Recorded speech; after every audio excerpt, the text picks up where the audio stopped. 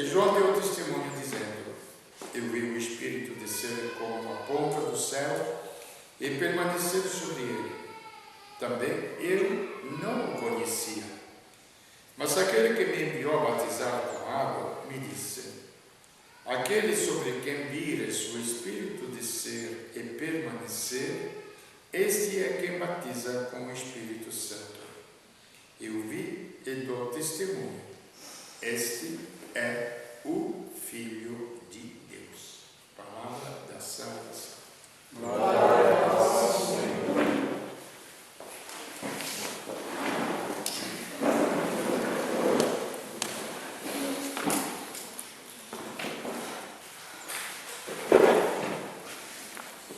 Vamos continuar então na apresentação da pessoa de Cristo que hoje nós ouvimos. Este é o Filho de Deus, o próprio Deus que o manifestou a João Batista. E repito mais uma vez, nós temos uma fé que nós chamamos de cristã. E uma fé cristã se baseia exatamente na pessoa de Cristo. Tem um objetivo muito claro. Uma pessoa outro dia, discutindo, falando de negócios deles, se for vontade de Deus, falei, por favor, não ponha Deus Santo, não tem lugar.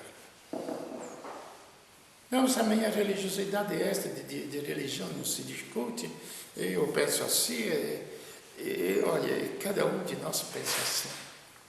O azar nosso é isto, que cada um pensa assim. Cada um de nós cria uma sua religiosidade. A religiosidade, gente, é um fato, um acontecimento que existe ou não existe. Não é o nosso pensamento, não é nem o nosso sentimento de bem-estar ou até de mal-estar ou de angústia. É um fato. O primeiro ato de religiosidade, qual é? A criação. Ou nós admitimos que esta criação, com todas as suas regras, a gente está vendo aquelas flores lá fora, uma vez por ano.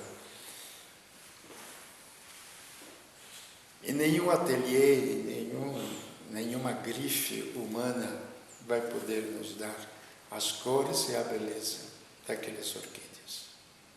Este é o mínimo de toda a criação visível.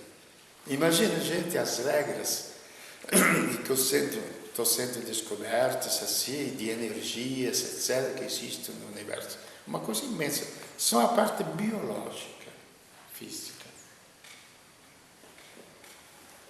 Vamos entrar na parte afetiva, na parte sentimental, na parte de geração da vida e aí por diante. Gente, é uma imensidão que não tem fim. Maravilhoso, é vida. E o primeiro ato religioso é o quê? A criação de tudo isso. Então é um fato real. Ou esse negócio existe, ou é tudo um fantasma, ou nós somos um fantasma. E admitimos que foi Deus, princípio da vida, que criou tudo isso. Isto até as pessoas mais simples, aliás, menos complicadas são, e mais acreditam nisto. Está certo. Outro fato religioso, aí que vem o que é religiosidade, é vida. É quando o próprio princípio de tudo isso que nós chamamos de Deus se fez carne visível, se fez criatura humana. É outro fato. E colocou naquela criatura humana que se chama Jesus Cristo, que tem um nome, tem uma história, tem uma data de nascimento, tem uma data de morte. Se quisermos acreditar que ressuscitou, não ressuscitou, já entra na relatividade da nossa fé, o que passa no coração da gente. Então, naquela pessoa está todo o segredo do mundo e também o nosso segredo. É nele, como criatura humana, que nós encontramos o sentido da nossa vida. Não somente, mas o sentido também de toda a criação. Porque todo o universo foi feito por Ele, mas também em função dele. Então, nos domingos passados, nós temos visto que Deus pensou, o ser humano, esta é a revelação que nós temos de quem é Jesus Cristo. Deus criou o universo inteiro. Preste bem atenção como é que o mundo está indo por outros rumos. Não pelo mundo em si, que quer dizer, já disse e repito, ninguém cria, tem até os gatos, mas até acontece nas mulheres que querem ficar grávidas, o sonho psicológico, incha a barriga, os gatos, os animais, entendeu? Na época do cio, que não consegue, até isso acontece, uma gravidez psicológica. Mas é vento, não existe a criança, não existe a realidade. Então, o que acontece? Que você não cria pensando, sonhando que está grávida e forma um quartinho bonitinho, até imagina que o seu filho vai ser homem, com os brinquedos para hominho, etc, etc. Gente, esta é ilusão, é sonho. Realidade, absolutamente nada. Que nunca vai ter a criança. Então Deus pensou primeiro no mundo ou no ser humano? Ele pensou primeiro no ser humano, mas em Cristo. Então nós não viemos sobre a terra por um acaso. Nós, como criaturas humanas, somos pensados em Cristo. Isso porque a realidade única do universo inteiro, de todos os tempos, é aquela pessoa que se chama Jesus Cristo e que apresenta João Batista. Aquele que me mandou batizar disse: onde a pomba vai se pousar, o Espírito Santo, em forma de pomba, é o meu filho. Deus me revelou. E eu testifico que este é o Filho de Deus. Ele o apresentou ao povo de Israel. Depois os sacerdotes quiseram aceitá-lo, não quiseram aceitá-lo. São outros 500. O povo de Israel que tinha sido preparado para isto, quis aceitá-lo. Alguns.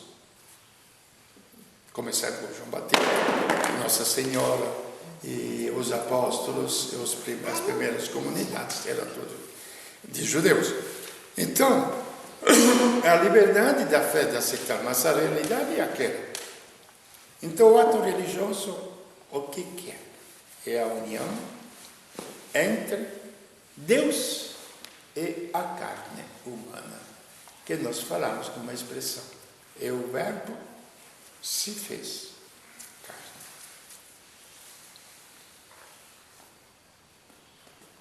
Acredita? Não acredita, como quiser. Isso porque a fé cristã se baseia na pessoa de Cristo. Agora, sendo o mundo criado em função de Cristo, o mundo que vai acontecer. Na carta São Paulo aos Hebreus fala que este mundo será como uma manta que ele vai enrolar e guardar. Você usou a noite para se cobrir. Tão simples, todo este universo, as estrelas, onde toda a ciência humana vai ser enrolada. Santo Agostinho explicou, todo mundo se admira que este mundo visível vai ser transformado, porque o universo também vai ser transformado. Vai ser mudado. Nada de mais impossível do que pensar que um corpo biológico que nós recebemos, também ele começa e acaba. Mas ele vai ser transformado num corpo imortal. Isto se baseia na ressurreição de Cristo. Um corpo imortal que será uma pessoa imortal que não depende mais do tempo, não depende mais das doenças, que a gente fala que não haverá, no reino futuro não haverá mais dor, não haverá mais lágrimas, não haverá mais angústia. Né? Mas isso é coisa negativa, gente. Por quê? Basta morrer para não ter mais lágrimas. Para não ter mais angústia. Quantas vezes a gente pede a morte para não sofrer mais? Seria preferível 1000 vezes uma morte. Há certos tipos de sofrimento. Os próprios suicidas, por que eles se suicidam? Porque não aguentam mais sofrer. Então penso que com a morte física eles vão acabar com toda a problemática. E o caminho é tranquilo. No cristianismo, isso não é. Que isso seria o negativo. No cristianismo, tudo é positivo. Morre uma maneira de viver, para nascer outra maneira de viver. Então, nós haveremos a plenitude da vida. Esta é a transformação que acontece na morte. Nós saberemos a plenitude da vida. Por um princípio, a gente toma um remédio. O que olha no remédio? O princípio ativo, não que possamos curar. Não é assim? Me parece, eu não entendo muito de remédio, mas o princípio ativo é assim. Então, ele vai agir sobre a tua doença. Então, por um princípio ativo que está dentro de nós, que nós chamamos de alma. Esse é o nosso princípio ativo. É lá que Deus vai agir para transformar e animar todo o nosso ser e também o nosso corpo. E neste princípio ativo, quem age, quem vive, é o próprio Cristo. Ele se fez homem, entrou em comunhão total com todos os seres humanos. Nós pensamos que comungamos com Cristo só na Eucaristia. Já temos este princípio mais ou menos de comunhão. Nos transmitir a coisa mais simples. Mas não é assim, não. Eu já falei para vocês que com todas as missas, todas as experiências minhas e nos outros que eu vi, e foram muitas, eu posso dizer, vi a glória de Deus, vi as maravilhas de Deus, muitas, muitas, muitas. Mas onde encontrei Deus mesmo foi numa cama de hospital.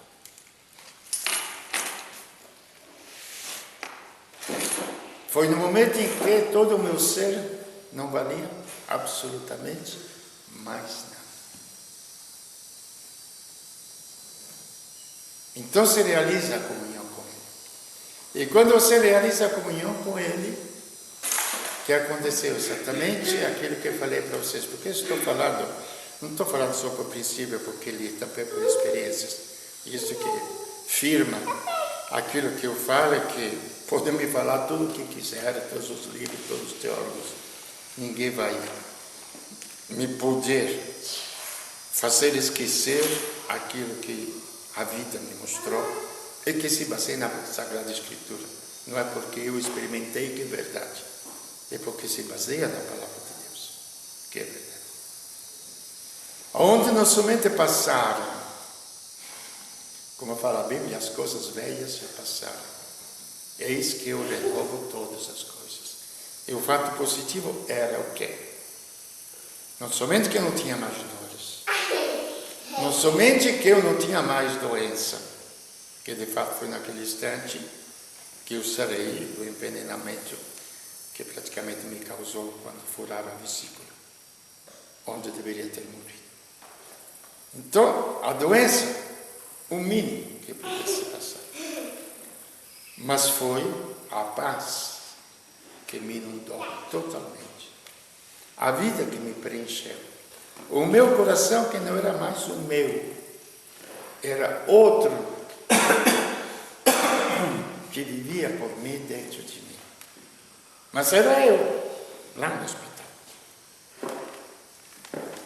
Podemos dizer, Deus se fez carne naquele instante, lá no hospital, em mim. Por isso que a comunhão com Deus é um fato real. Muitas vezes nós usamos a Eucaristia quase como devoção, mas não comunhão. Se nós conseguíssemos entrar em comunhão com Ele, nós sustentaríamos sobre os nossos ombros o universo inteiro. E como é que acontece isto?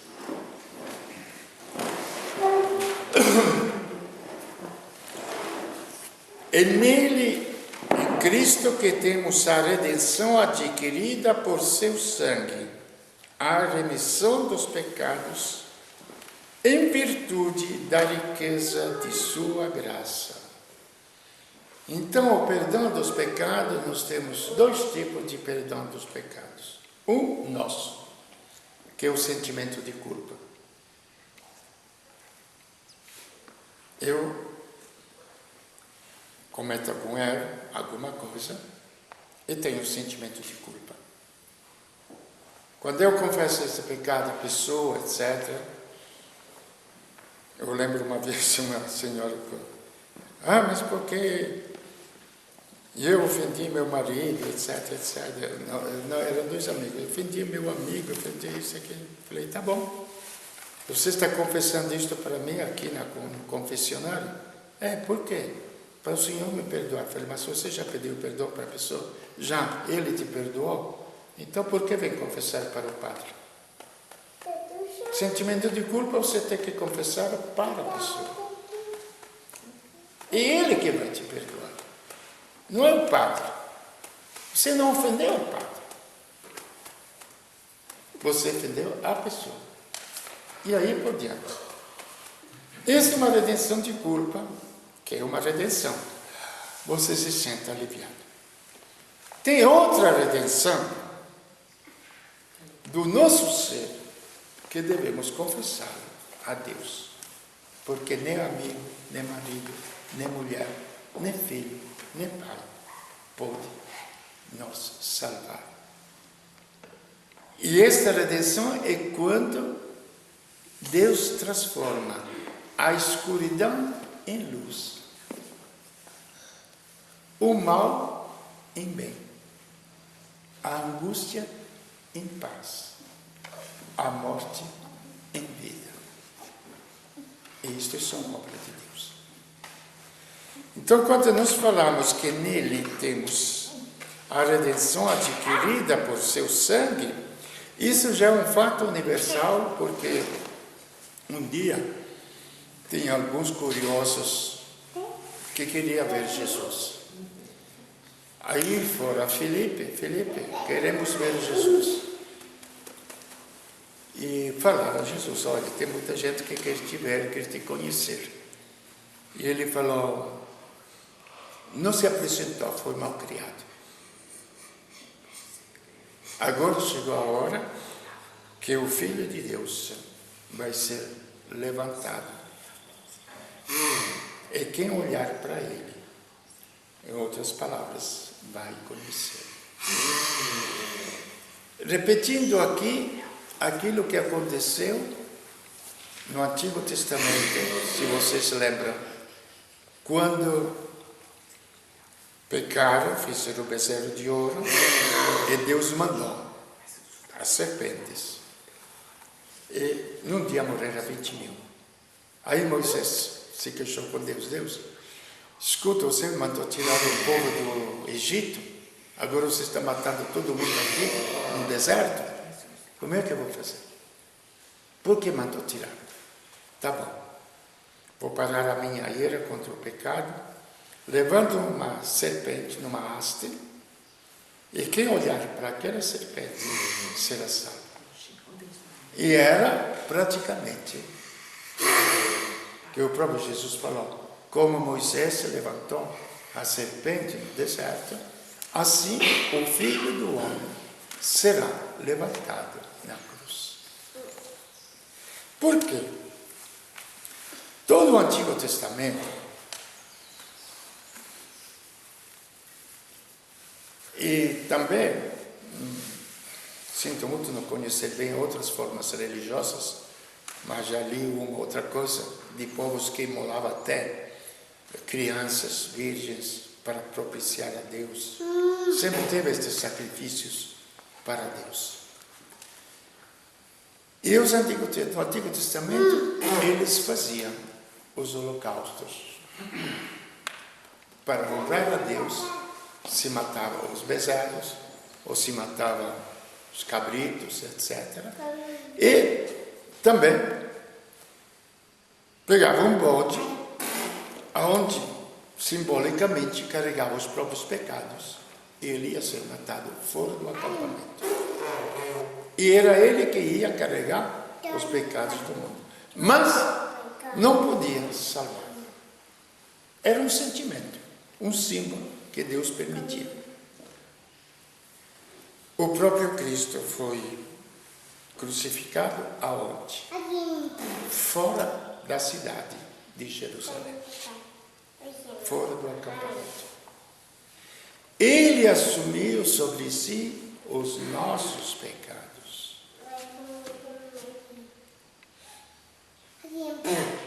E, como antigamente pelo sangue havia a redenção dos pecados, repito, sempre era uma redenção psicológica, sentimental, que a gente se sentia melhor, tinha aprontado, vai oferecer um bezerro.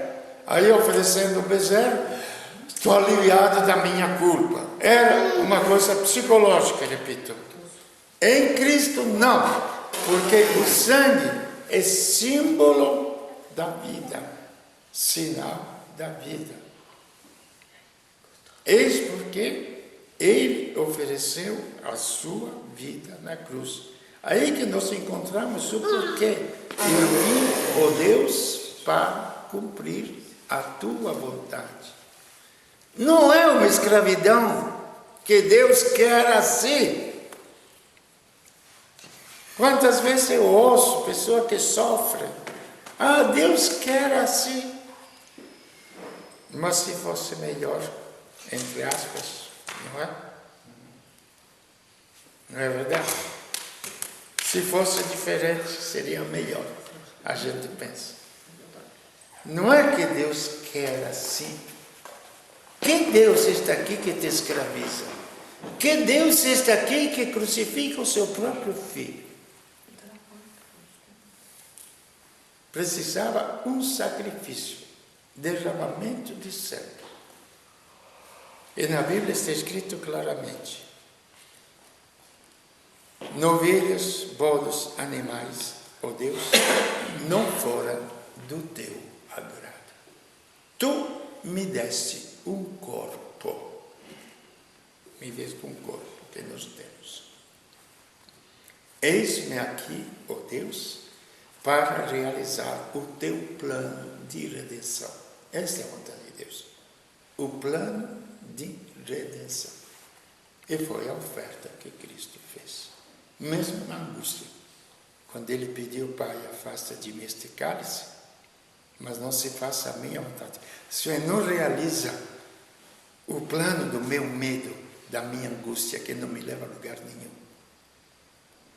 E seria como quando a gente se entrega ao médico: doutor, faça o que achar melhor. Não preste atenção à minha angústia, à minha dor, se eu gritar, se eu xingar até. Não preste atenção. Faça o que você tem que fazer para me salvar. Tem toda uma lógica, gente. A dor adquire uma lógica. A morte adquire uma lógica. O sacrifício de Cristo adquire uma lógica. Tu me diste um corpo. Não quiseste os animais. Não foram do teu agrado. Porque não salvaram o mundo. Eu vou salvar o mundo. Pelo meu sangue. Símbolo da vida. Então, em Cristo, nele, temos a redenção adquirida por seu sangue. E por isso que diante dele não existe pecado nenhum que não possa ser redimido.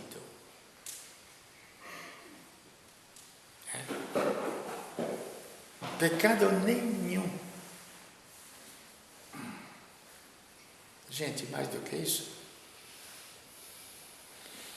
Só que a gente busca psicólogos quando não busca psiquiatras para ser redimido da angústia.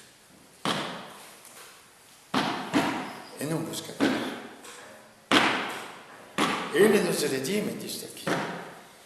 Nós estamos buscando uma civilização onde possamos viver Idade Média. Aí a gente, entre aspas, vai se chamar de povo civilizado, porque não cresceu somente o PIB, o quanto as pessoas ganham mais, mas cresceu também a longevidade. Então passou de idade média de 60 anos para 70 anos, de 70 para 75, depois para 80, depois vamos passar para 100, 120. E o mundo acha que isto é civilização. É um povo de primeiro mundo. É um povo civilizado. Em Cristo nós temos, além da plenitude da vida, a eternidade da vida.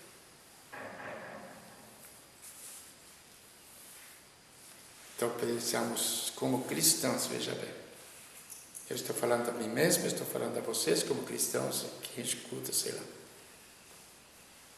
Nós precisamos enveredar o caminho da verdade, da existência humana.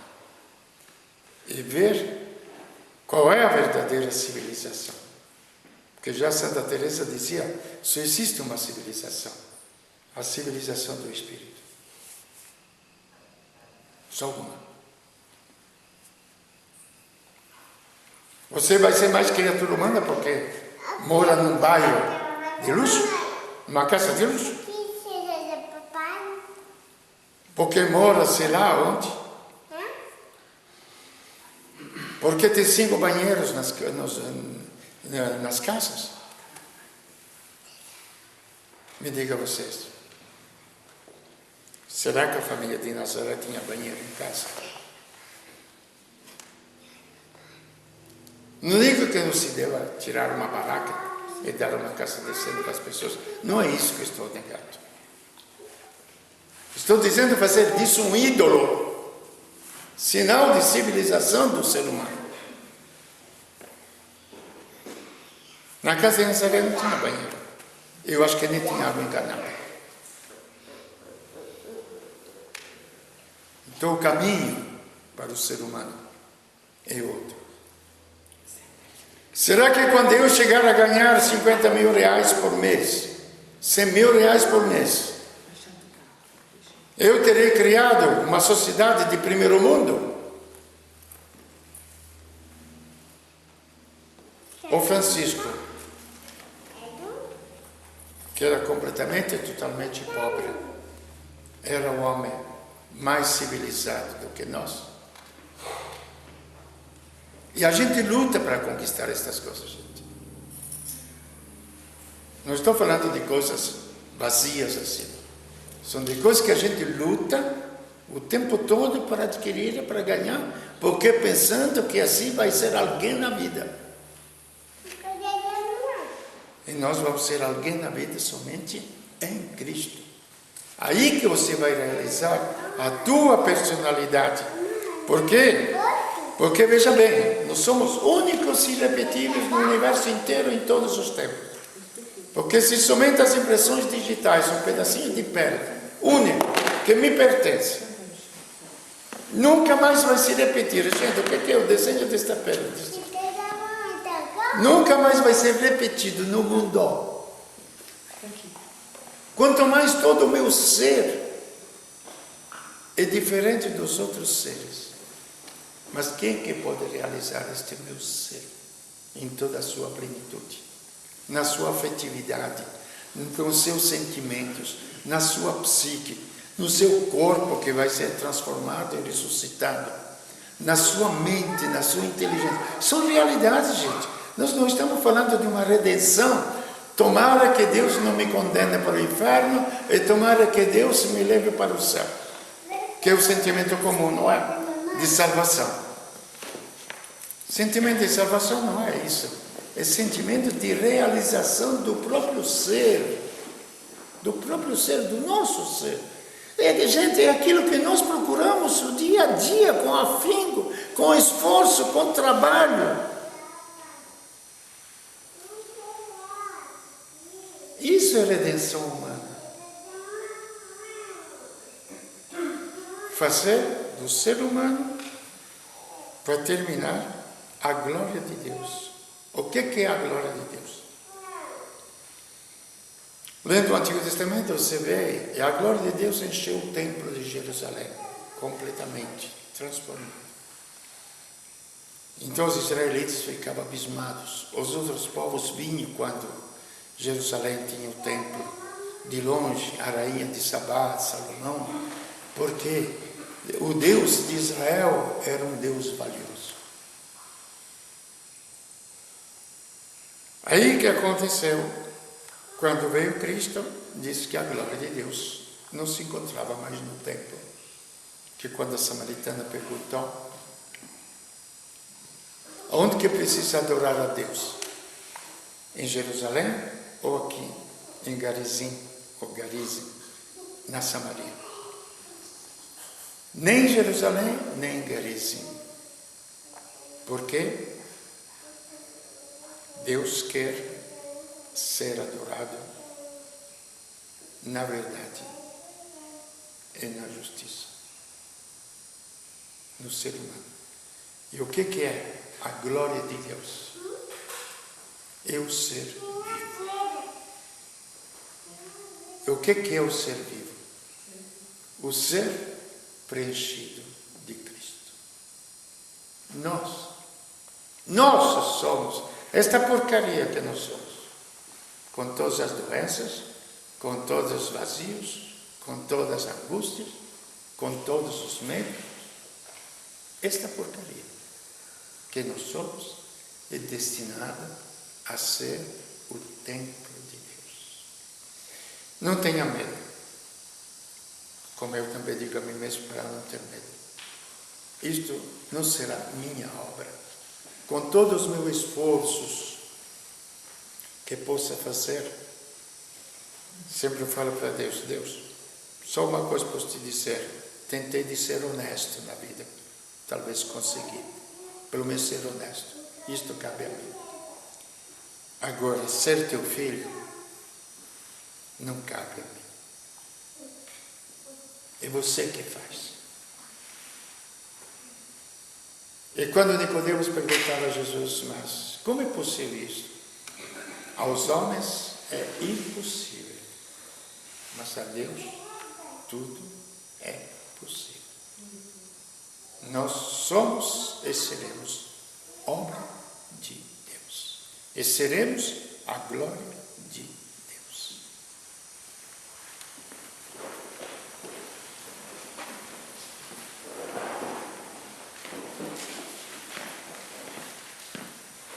Creio, Pai.